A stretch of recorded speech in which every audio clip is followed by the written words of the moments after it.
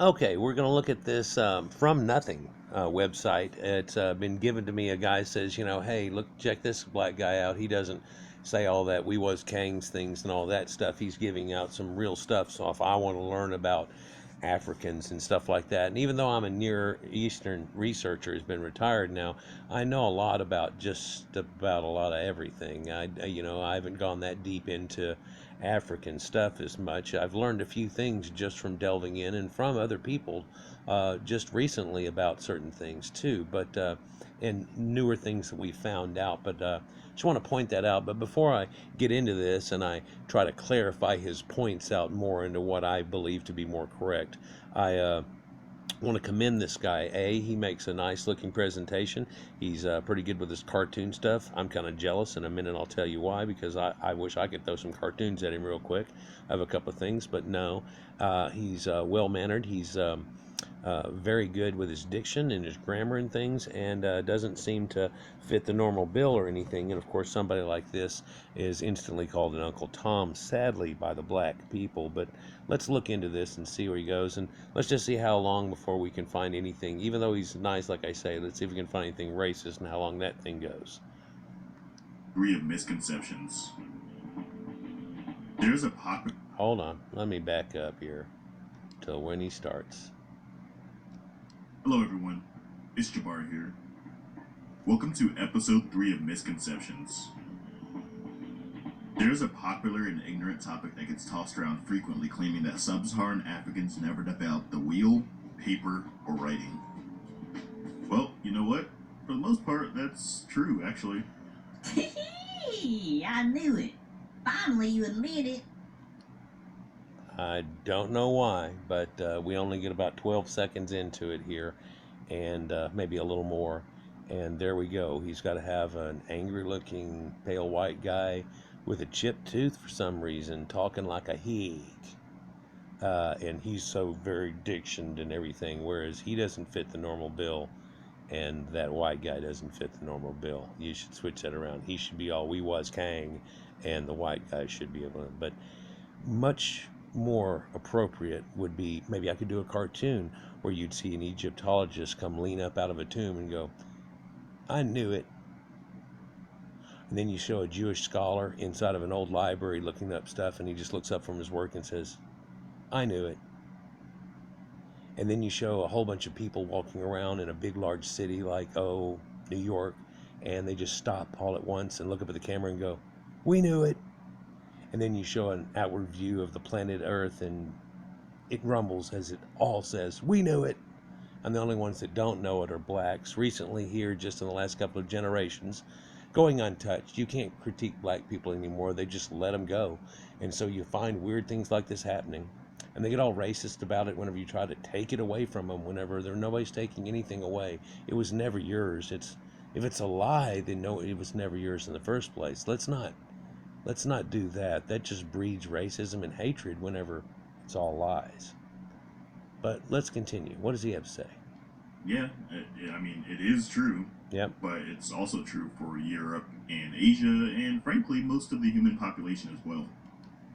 Well, there was generally illiterate. Most people were, up until the last few centuries here, 3, 4, 5 centuries, really were illiterate. In fact, up until not long ago, people that were farmers and things like that really weren't taught that much. Whenever my dad went to school, he was one of the first people that had gone. They only had 11 grades then. They went to 12 shortly after. Before then, and a lot of his friends only went to school 5th, 6th, 8th grade, started going to work and doing things. Yeah, my dad picked cotton for 4 cents an hour on a cotton plantation. So a lot of people back in the ancient medieval times didn't have it, but a lot of the nobility did. Now there's a radical difference between people that have horses, chariots, castles, writing, mathematics, astrology, knowing of the seasons, farming, and everything else, and then a primitive pre-Stone Age level people who didn't have these same things. Not even the nobility or anything. There's a large radical difference between the two. Let's not try to compare them like, that farmer over there didn't have writing. Yeah, but there's a big difference still between that farmer. There's a lot of big difference. Let's continue. That's bullshit. Oops. The white man had all them things. Only thing Negroes had were cow hoods. Yeah, I know. You are correct. Yep. Minus the part about the huts. Well, we're not going to go there already, are we? Okay, deviation number 1. Let's see. We'll come back to Herodotus' map.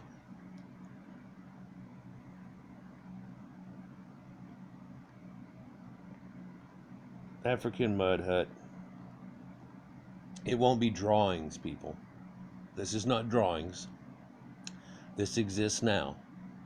In all the rural places, people have these. People that have been somewhat westernized will build ones that are squared and have windows in them and look like Caucasian dwellings. And even these are trying to mimic Caucasian dwellings. The other ones didn't really look that way. Here's, you get mud hut looking things, dung huts. Here, things look like this. So it's not, sure, Caucasians have brought wood and ability to build walls and do all those things, but that's not it. That's not traditional, dung huts and mud huts like this right here and stuff like here. That is not a traditional African mud house. That's mimicking this. Then none of that is a Negroid concoction. This is the way they still live to this day. These aren't CGI'd. These are people. This is the way they live to this day. You can see this. Look, he's got a little fence right up in front of it. But that fence is not made by those people. Botswana Bushmen. So, let's go back.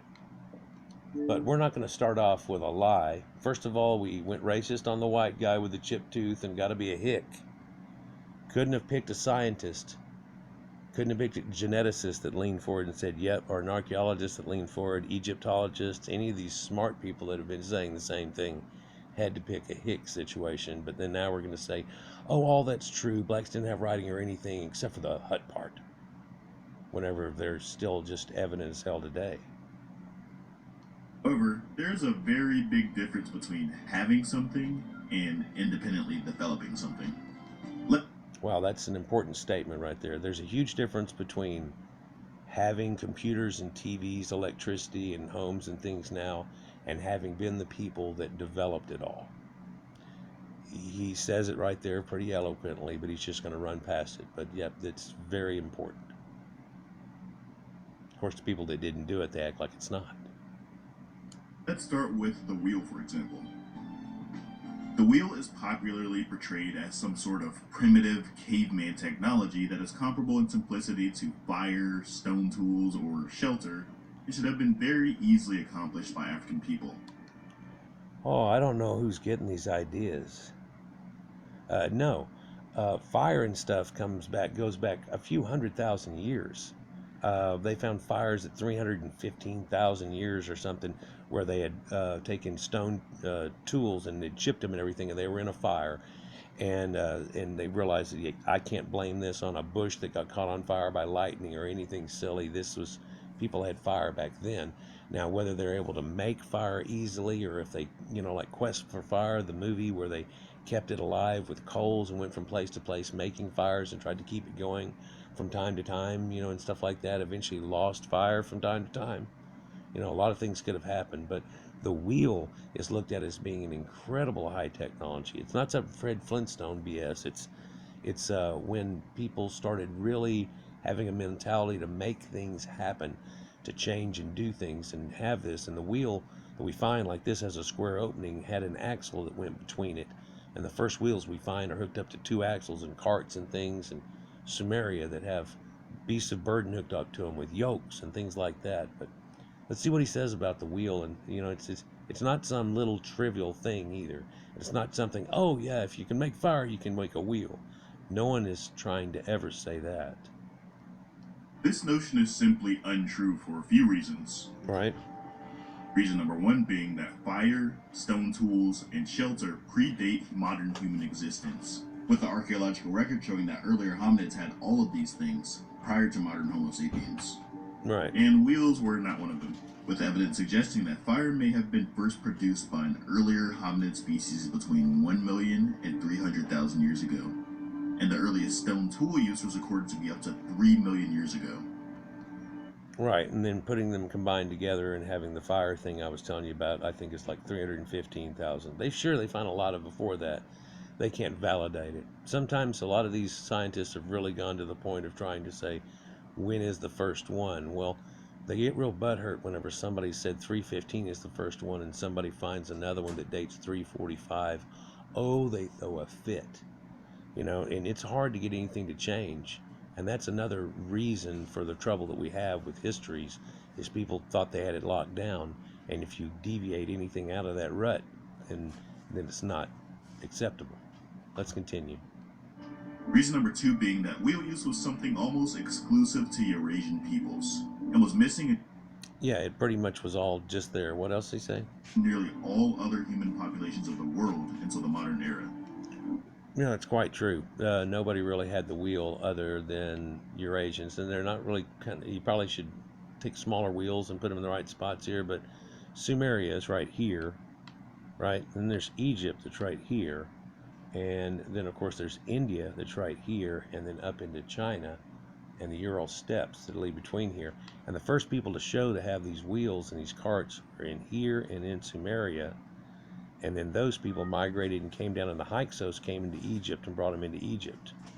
It's not a real feasible thing to use, perhaps like in foreign countries where the ground is all broke up. You can't, we found that out going west in wagons. It's not an easy thing to do. You almost need roads, and of course all roads lead to Rome and blah, blah, blah. Well, there was roads before Rome. But let's continue. But this is where all the wheel is. There wasn't any in sub-Saharan Africa. There are some evidences of it in South America, but and there's some wheel ruts and stuff that show here that people really find conspicuous, even running through Texas, that show such deep ruts like you find over in Europe. It shows you that there was constant use, and you can't even attribute it to like a wagon train or even like the old goodnight loving trails and things like that at all. Let's continue. It was only independently developed for utilitarian purposes once or twice, and very recently in the human timeline. That's not true either, man. He can't almost get each statement. He always tries to like call it down. Oh, it's not that important or something. I don't know what he's trying to do about it, but it ran all the way through the whole area that you looked at there. Eventually, it spread out to everybody, and it was extremely important. Everybody had carts and wheels. It brought the ability for people to have long-range commerce with each other. The merchants, way before the Silk Road. I've got videos that show you people that, everybody thinks that like where Samaria is, and then it just goes for, there's some stuff, and then there's China. And that's not the way that it works. And that's not the way it was. And I've got videos about the Sekasuni and the Saxons and the Isaac burials there, and so it shows you the sons of Isaac, or Isaac's sons, and the Isaac Kurgan burials that are there, and these blue-eyed people that had come to everywhere. I'll show you that in a moment. The oldest confirmed free-spinning wheel to date being discovered in the Martian Slovenia and being radiocarbon dated to around 3200 BCE. However, wheel technology likely spread to Europe and East Asia through the Middle East, seeing as the wheel appeared in Mesopotamian artwork much earlier, with the oldest artistic depictions of wheels dating back to as early as 4000 BCE. That's true, but notice that wheel, there was a 3-part wheel with stays in them and so on, and that wheel was already hooked up to an axle, hooked up to a cart, and if you look, there was a little double hoop thing that was holding their reins. It was a fancy thing, and while that might be one of the earliest depictions we can find of them, you can tell that they didn't make the wheel the week before that. That's a conglomeration there. Though we can't find it, they didn't just pop up and have that good of a cart and domesticated animals, yokes, the whole 9 yards with reins and bits and the whole thing going on, huh? Oh, they have it for 100 years before, 200, 300, 600 years before that. It looks like quite a bit before that. Though we can't find them, you can't say that's where it all started from.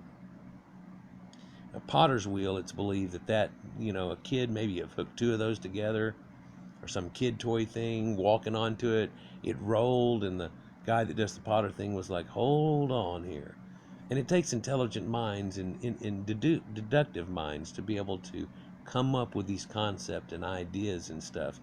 And it's a series of things that brings about these things that are missing from some people's histories. It was most likely adapted from the potter's wheel. Yep. The oldest surviving remains of wheels in the region date to a similar period of the one discovered in Slovenia. This was the time when the Neolithic Revolution took place, and wide use of domestic animals began to take hold.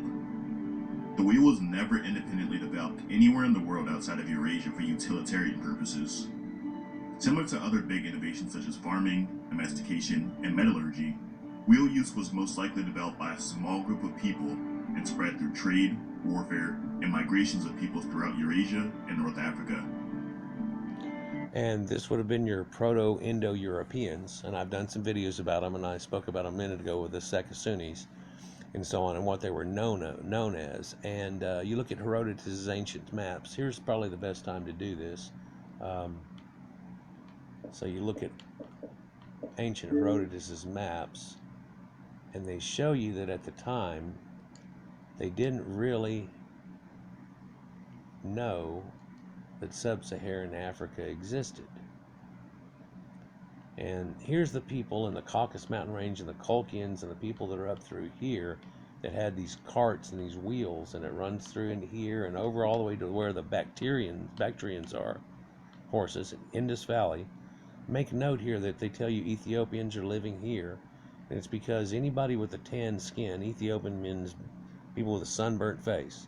So anybody getting close down to the equator here pretty much is going to fall up under those ideals, right?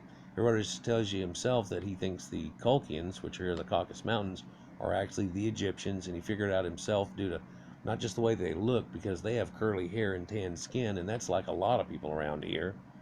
But the thing that showed it to him was the way they do linen and the fact that they do circumcision and so on.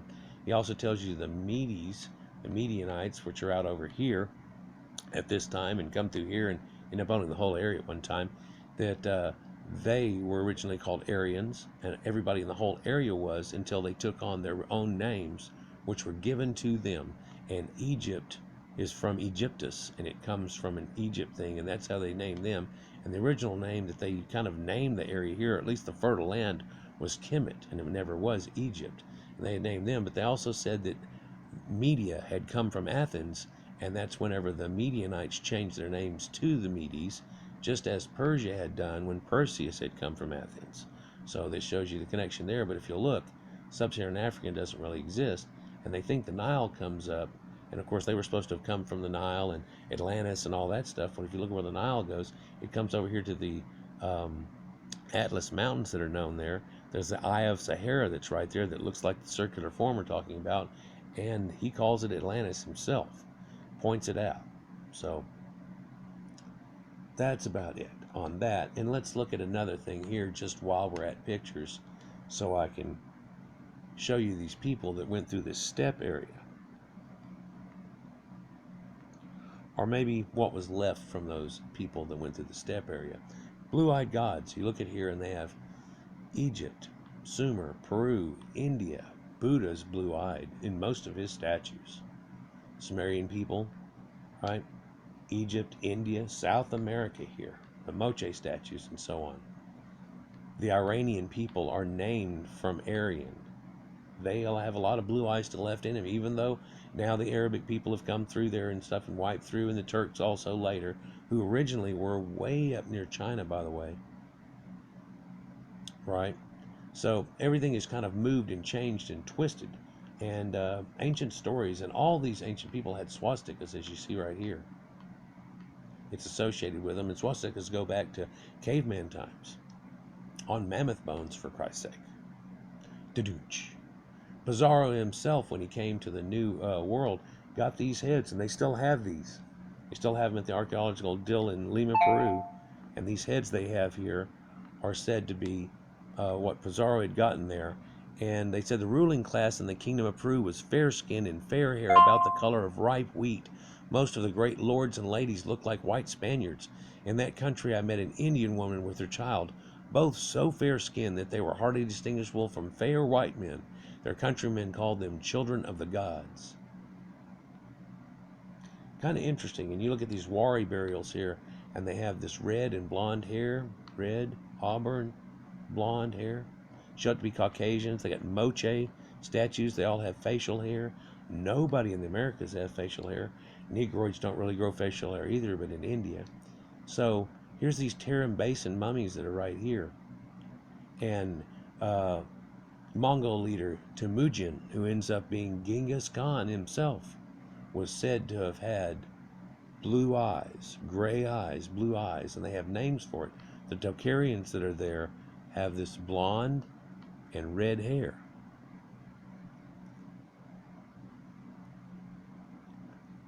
Red hair, blonde hair. Tarim Basin mummies.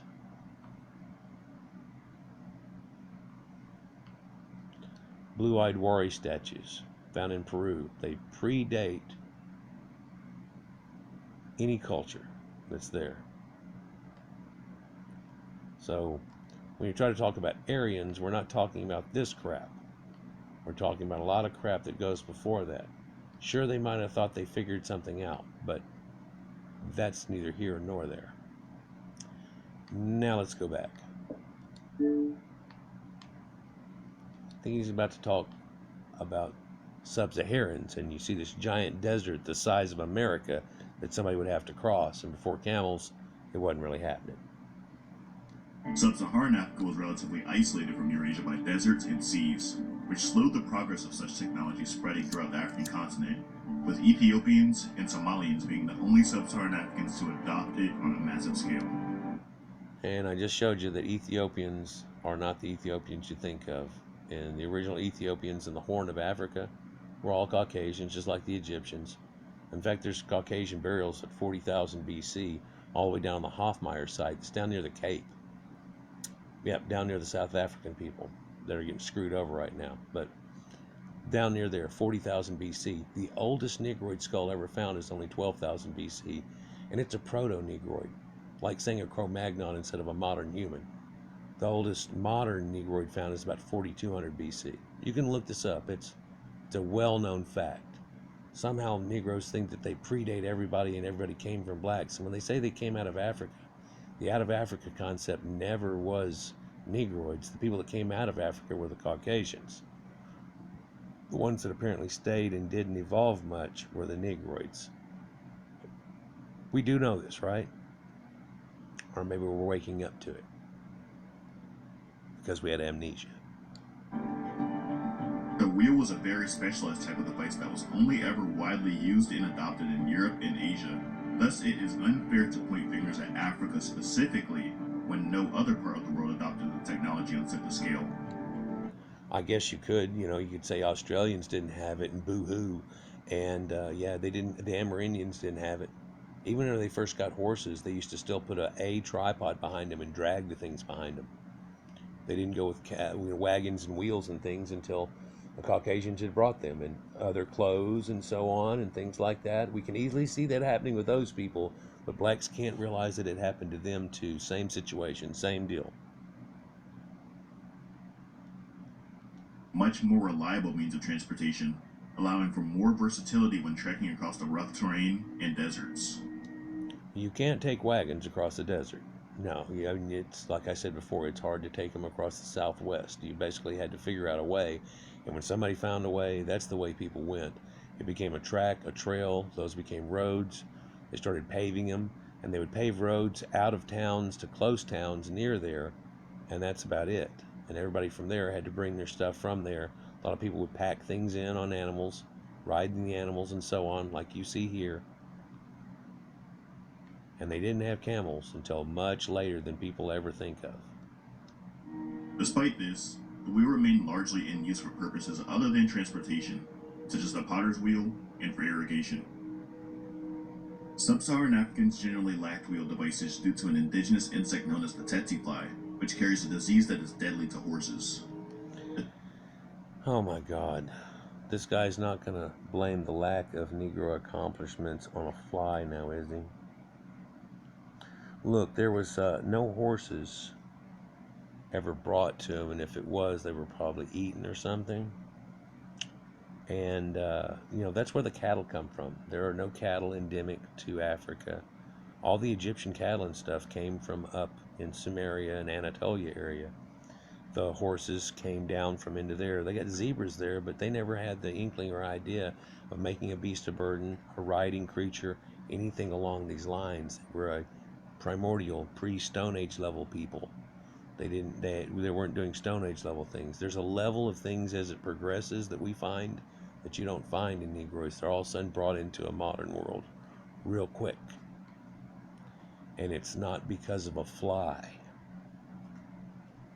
Tsetse flies severely limited the spread of the horses, and thus the spread of wheel technology, hindering its gradual evolution to devices such as wheelbarrows, potter's wheels, and ultimately, more sophisticated wheel devices such as water wheels and windmills. Look at this multiple wheeled irrigation set that's running on in China now. And of course, you see this all through Europe and the same idea. And it shows you how it was brought and shared between each other, like the Caucasians are sharing now and sending millions to Africa trying to keep these pot-bellied people alive that breed like crazy and make poverty upon themselves and won't stop. But, and really catering to it is just making it get worse and worse. And I think we've realized that a while back. This whole Live Aid concerts and all the debacle that happened out of that, and since then just showed us, just that piece of it, not even before, but that piece. It was like we got in there and really went, oh my God. Yeah, there's a lot of places we spent billions on and end up the only thing I have really there is new shirts. I mean, to be honest. But this irrigation wheel here runs power, and it runs multi-cogged things that run multiple wheels, dispersing water off and kicking it off to side channels that run down, that run into different places and spread water out and into irrigation fields. It's amazing. Sumerians had something like this, and before that they had dip buckets. But they also built it so every time that it flooded, it worked just right for them. Most places, if you'll find, civilization come out of fertile valleys where it became easy and a great place to originate. Writing systems are another innovation that sub-Saharan African cultures are criticized for lacking. The majority of Africa south of the Sahara lacked any form of written language. That's true. And he's going to try to show the Giaz script and some others perhaps. But Giaz script is from the Horn of African Caucasians. And if you'll notice, it looks very much like Arabic. And it's their form of writing they had gotten from them. The Giaz script is not concocted by the local people, which Ethiopia, by the way, is 40% Caucasian on average, and there are areas that are 50% Caucasian, and most of that is a more recent admix. Just like in the Egyptians, once they did the genome and looked all the way through in early and late mummies, they found they didn't have any Negroid admix until much, much later and right at the very ending, like most people. Few exceptions to the E script of Ethiopia and CDB of Nigeria. The Nsidi language is just symbolism. It looks a lot like Easter Island script, and it's not a phonetic writing system or anything like that, so that's fine. Hopefully he's not going to start cutting down other people and pointing fingers. Several West African and East African cultures adopted Arabic writing after contact with Islamic peoples in the past few centuries. Yeah, the reality of it is that blacks never had any writing until Islamic slave trade, which began about 900 years before the Americas were even found, and the Jewish slave masters and all of that. But most people just dismiss that at all, and they only want to blame Whitey, which white people were the ones that freed them from the Jewish slave masters' slavery laws. It's really a small sect of whites that had this going on. There was 6 times more Irish who were slaves than there were black people in America. And there's more black people in America enslaved by black people right now than were ever in the Americas at any one time. Right now, but no one seems to care about that either. They a lot of times just want to get mad and try to steal ancient histories and say that they were somebody they weren't, and all kinds of things. It's quite disgusting, actually. However, like the wheel, writing systems of Eurasia were only developed independently in perhaps 2 or 3 places, such as China and Mesopotamia, with the latter likely... Not true. The first writing systems that we find, one of them is up in Europe. It's a scratch writing system, and we found it goes back to at least 22,000 BC. It's a proto-line script or linear script before even linear. Then there's linear A and linear B that come out of there. And the Sumerians started their own script and their own ideograms, which look like the pictures that you see more on the left over here, and like Egyptian hieroglyphs and things, which slowly turn into other letters. Some of these are pretty quite evident. Other ones start from lettering. A started the name of the cow's name, so A is for apple, Apis, and so you can see it here where you see Egyptian, Proto-Sinaitic, Phoenician looks like just an A, but it's a symbol of a bull and horns if you flipped it on its side, and that turns into our A, which is now upside down. But it's really a bull that's upside down, if you will. But this all comes from Egyptian, Proto-Sinaitic, Phoenician, early Greek, and Latin languages, and those are phonetic languages, and they all spur from the same common people of the Middle East. Adapting theirs from Egyptian hieroglyphs. You can see the similarity From in these this run across. epicenters, it was spread, adopted, and adapted to local languages, where it gradually evolved into other unique symbols and scripts that better cater to unique languages. A good example of that is to look at the original idea of water. And it started its moi, or its, we know it is like Mary. Mary is water, like maritime, right? Like mermaid, So, and mom and women are associated with water. But, so, it's like an M symbol, but it's really water, and it's water wiggles. Then it's water wiggles and a phonetic diphthong, which gets passed down, and then people just drop that bottom off of it like that, and there's our M, right? And snakes are nakash, nakash, and so you get this symbol, it comes down and it turns into an N, things like that. It's pretty neat to look into linguistics sometime and see how it formed and how people used to write back in the old days. But with sub-Saharan Africa being relatively isolated, written languages only recently began to spread there after contact with the Islamic world. Yeah, the only true African languages that weren't a form of Islamic or other languages given and passed to them was created by themselves in 1949, I believe. So it shows you how recent it is that they've developed a language that they made up on themselves. A similar pattern can be found in East Asia, with the Japanese adopting kanji from the Chinese, and Korea using Chinese characters throughout the bulk of their history, only creating an indigenous script known as Hangul as recently as the year 1443 by Sejong the Great. And I don't know if you can see it, but you know cuneiform and its little pencilature, I don't know if you can see any resemblance to that, but I've recently made some videos about Shinto and Sumerian connections, and they definitely, the Shinto people themselves definitely say that there was a connection there. Enki, Lord, had come there, and that they had connections between there, and they even say some of the tales talk about them and coming there. The land of the east that it talked about could be as far as them, and they have recollections or stories that fit well with the Sumerian tales. But you can also see this script is not too far off. It's somewhere in between the idea. Now, of course, they're writing with ink on paper now, as opposed to denting into clay tablets with one exact stylus, so you can get some style going on here. And a lot of things resemble men standing next to houses and boats and things like that, and stanzas and banners and so on. So Japan was virtually an illiterate society until the 5th century, when Korean scholars introduced Chinese writing characters to them. Yeah, but he's not going to try to downplay Chinese society. Chinese people are of the most intelligent people on earth now. They've got their own space program and everything. They make some killer cars, Japanese and Asian people. They're not real innovative. They haven't made as many patents near as much as the Caucasians have, truly.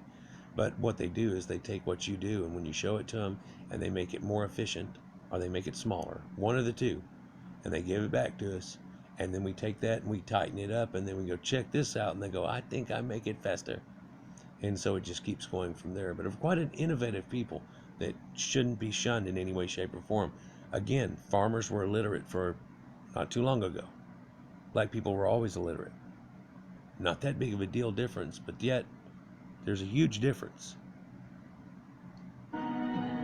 Even in the modern day, Chinese characters are still used alongside these scripts in both Korea and Japan. A lesser known fact is that our modern day easy to use number system of 0 through 9 is known as the Arabic numeral system. It was created by Arabic peoples who in turn adapted it from a system that originally came from India. And that India system came from Proto-Indo-Europeans, and the Indian people themselves tell you that they're called Aryans. And it was a numbering system that went along with old ancient merchants, an accounting system.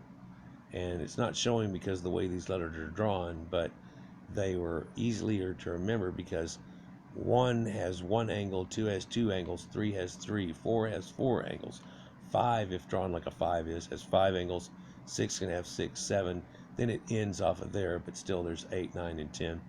And there's the addition of having a 0. The Sumerians were based on 6 and 60, and it's where we get 360 degrees from, and the sun falls 1 degree per day as it changes from summer to winter and so on, and that's where that comes from, and they're actual being able to graph that out correctly. And our 12 hours in a day and 12 hours in a night, 60 seconds in a minute, 60 minutes in an hour, all comes from the Sumerians, and all comes from these same people. Gunpowder and paper spread throughout Europe and Asia by way of invasions and conquests by Central Asian nomads such as the Mongols, who acquired the technology from the Chinese. Nope. That'd been Proto-Indo-Europeans that brought it to both the people that they're talking about. This papyrus was brought about a long time before that from Pepo and Byblos. And first people started using it were the Phoenicians and the Egyptians. Peaceful trade and migrations were also responsible for spread of ideas, such in the case with the Egyptians who invented papyrus, in which the modern word for paper derives from. Not quite. I just told you. It's the Phoenicians and Byblos, and they're the ones that even credited, or the Egyptians even credit, with making them paper. And they were the first ones that started using it. And in fact taught us, the guy that taught them how to write and to utilize paper taught us the Phoenician, or Thoth, as you know him of. Hermes, Mercury. Right. Sub-Saharan Africans simply did not experience the same level of interaction and trade, being restricted to relatively small desert caravans that traveled the Sahara, which was the size of the United States, which naturally severely hindered major exchange of ideas from Eurasia. Yeah, and the other thing that hindered it was a lower IQ and a lack of accomplishment. It's the same thing that gave us somewhat of a problem when we ran into the Amerindians. There were people that weren't just almost there. There were people that weren't quite there. And we're still having that problem. But people that are Americanized and have some admix in them and get going pretty good and a couple of generations into it, and it's amazing what you can see. But it's also amazing what you can see the variation in, where one can be so smart they can end up being an actual black physicist. And then there are other people that are telling you was Kangs, and you can see that edging IQ. This is evident in the fact that sub-Saharan African nations such as Kush, Ethiopia, and the kingdoms of the Horn of Africa were consistently more technologically advanced than much of Africa. And by Africa, he means Caucasian Africa. Everything above the Sahara was always Caucasians. In fact, the Green Sahara project shows that when the Sahara was green, that was Caucasians. The Cape was too, and the Horn. So when he's talking about this and the Ethiopians that live there, this is not the Ethiopia that we know today. They didn't have the boundaries that we have today.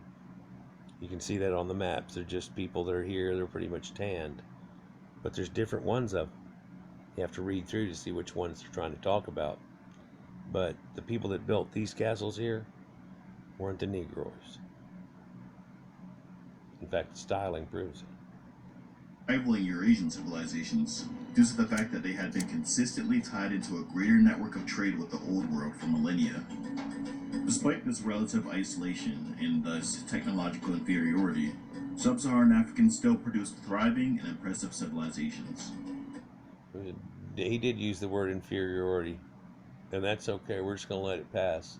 You look at this art and it looks okay, but you can also look at Sumerian stuff from 6,000 years ago, and it looks if not more accurate than this and cooler.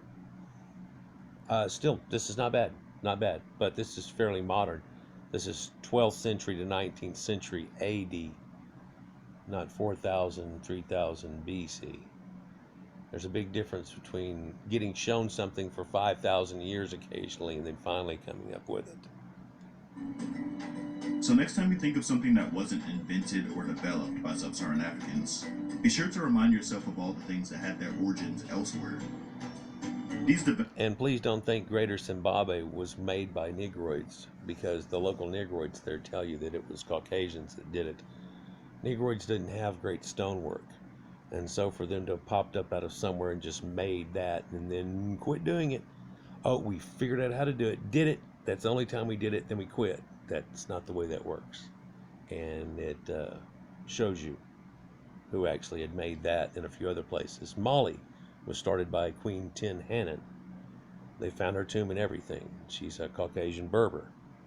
So a lot of this was trade routes, which ended up later becoming slave routes. But the Berbers didn't start all that crap. That came a little bit later with the Islams and the Arabs coming in and invading the area once it got evacuated out by all these endemic Caucasians that used to live there. You can still find Berbers and Amazigh, though, that show you this. Blonde and red hair and blue eyes. And you see that in the Egyptian statues and so on, but what's strange is you don't see it in the current Egyptian population.